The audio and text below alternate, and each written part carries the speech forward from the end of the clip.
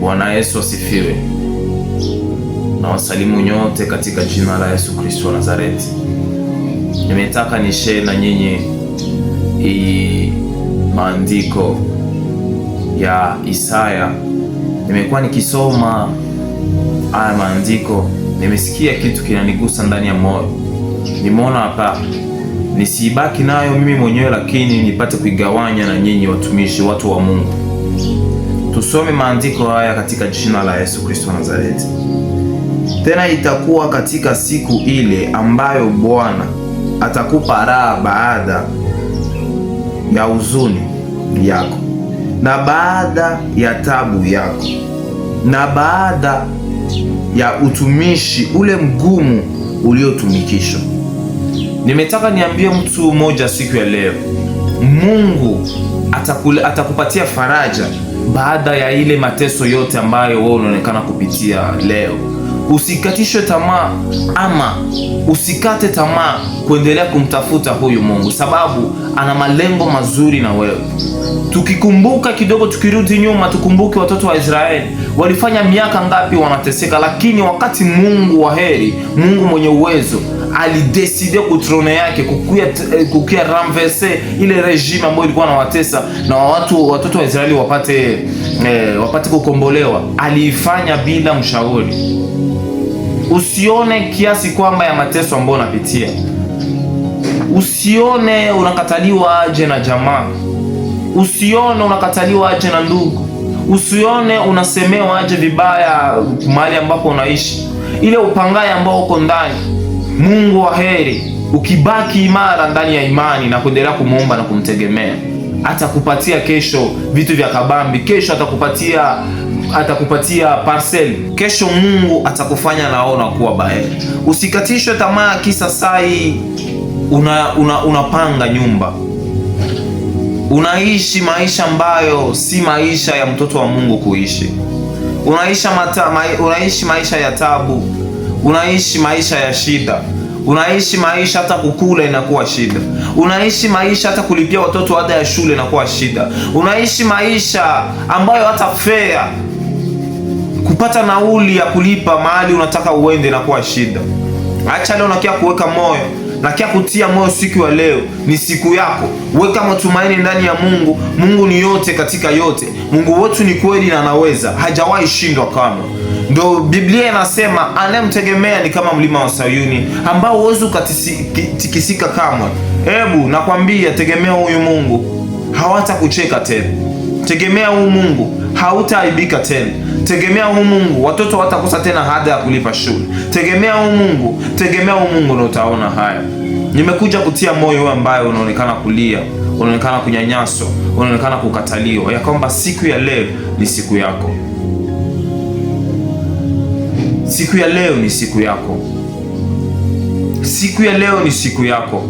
Ingalau umepitishwa ndani ya mateso lakini na wao nao watakuja, watalipia. Wewe weka imani yako ndani ya Mungu, na Mungu anakutaka ubarikiwe pamoja nasi. Inawezekana sahii unalia, inawezekana wakati kama na huu unakosa pesa za kulipa nyumba, inawezekana wakati kama na huu unakosa pesa za kununua hata chakula ya kula, inawezekana wakati kama na huu, ndugu yangu, unakosa pesa ya kulipia watoto shule. Usikate tamaa.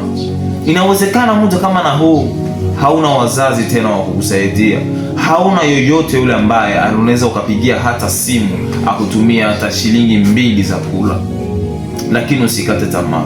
Yuko Mungu mwenye uwezo, yuko Mungu ambaye ni Bwana wa mayatima, yuko Mungu ambaye ni baba wa yatima na ni Bwana wa wajane. Umtegemee, anayemtegemea hawezi akaibika kamwe. Mwimbaji mmoja wa Injili ndo anaimba, aseme hajawahi ona mwenye haki akihangaika ama watoto wake wakiombaomba mkate barabarani. Ndugu yangu, kama uko mwenye haki, huwezi hangaika na nini ya kula. Kama uko mwenye haki, huwezi hangaika watoto watalipa ada ya shule aje. Kama uko mwenye haki, huwezi hangaika. Ndugu yangu, nakuhamasisha ubaki imara ndani ya imani. Inawezekana leo upitie machungu, lakini kesho yako itakuwa nzuri kuliko leo. Lakini kesho yako itakuwa nzuri kuliko leo. Hata Ayubu alipitia yale ambayo wenda unapitia leo. Ayubu aliporwa mali yake na watoto wake. Wanasema ndani ya Bible watoto wake walikuwa wazuri sana, alikuwa na mali sana, lakini yote kaenda. Alibaki naweka imani na matumaini ndani ya Mungu ya kwamba yule ambaye alinipea amechukua, na basi siku atajisikia tena atanipea. Ukuwe na imani kama yule mzee. Ukuwe na imani na matumaini ndani ya Mungu kama ya yule mzee. Hakukufuru Mungu wala hakusema neno mbaya. Alibaki na imani sababu alijua iko na afere na nani. Alikuwa anajua iko na afere na yule mtu mwenyewe alikufaka na kafufuliwa siku ya 3. Alikuwa anajua iko na afere na ule mtu mwenyewe alikujaka tukomboa, akaenda chukua funguo kuzimuni na katukomboa mimi na wewe ili siku moja tuokolewe. Alikuwa anajua iko na nani afere. Ndugu yangu, jua identite ya mtu mwanatumikia. Ukijua identite ya Mungu hawezi ukalia tena, sababu inawezekana leo upitia machungu, lakini kesho ndugu yangu utapitia mambo mazuri. Na kutabiria wao ambao wananifuata kwenye TV hii na channel hii, weka imani ndani ya Mungu. Acha mwaka huu wa 2026 upate kuwa mwaka wa baraka katika maisha yako. Mwaka huu wa 2026 upate kuwa mwaka wa kicheko katika maisha yako. Na wewe mahali wengine walikuwa wanakuona uko unazaraulika, upate kucheka.